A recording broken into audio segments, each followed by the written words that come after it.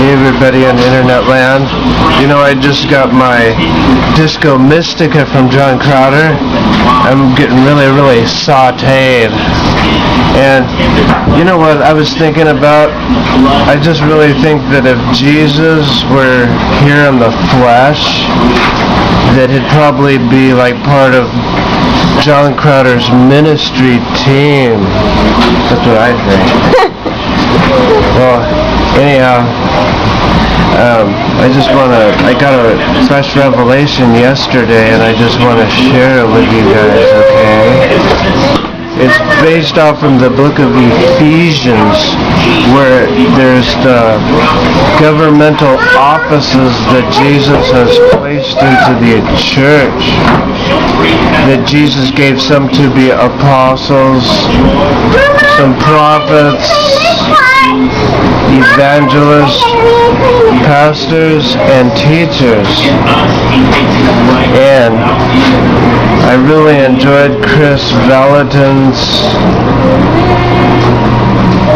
description of what it really means to be an apostle, that word apostle comes from the Roman Empire.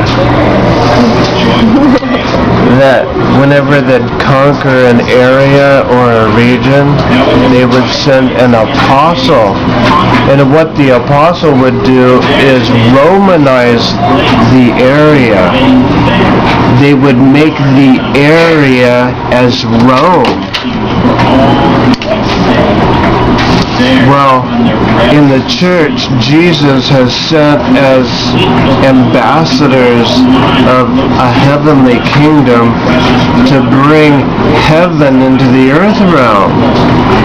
And I'm seeing that a lot of the church, especially in the Western culture, might be functioning on just the pastor and the teacher, or else pastor, teacher, and evangelist, and meaning doctrine, which would be the teacher, pastor, which would be helps and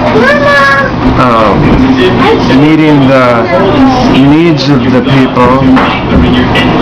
That a lot of the church in the Western culture is only doing those two things.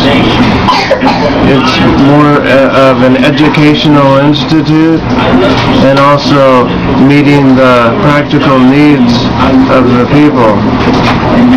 But in the church government, the first one is the apostle, which is the foundation that everything else has to be built upon, which is bringing heaven to earth. That the pastor, the teacher, the evangelist, that all the other offices have to have the driving force of bringing heaven to earth.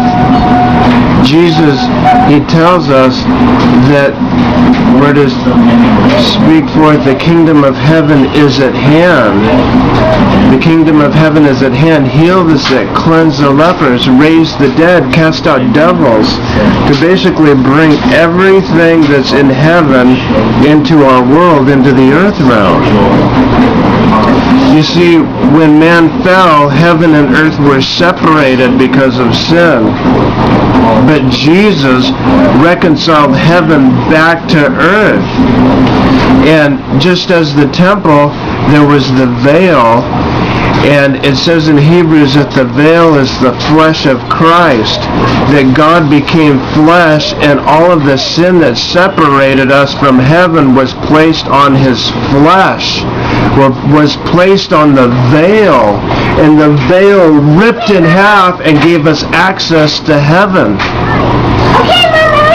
We have full access to heaven, to the glory of heaven.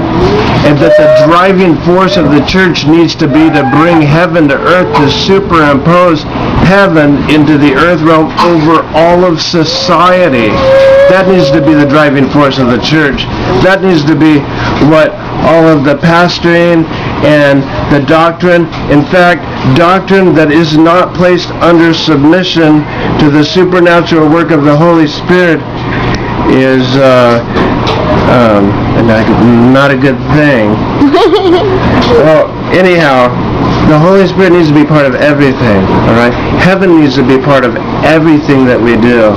Everything that the church does. If the Holy Spirit isn't a part of it, it's just religion. You know? Well, anyhow, I'm just gonna take a toke off my Jehovah Wana, blow it in to your computer or whatnot, and just receive a hit of the Jehovah Wana.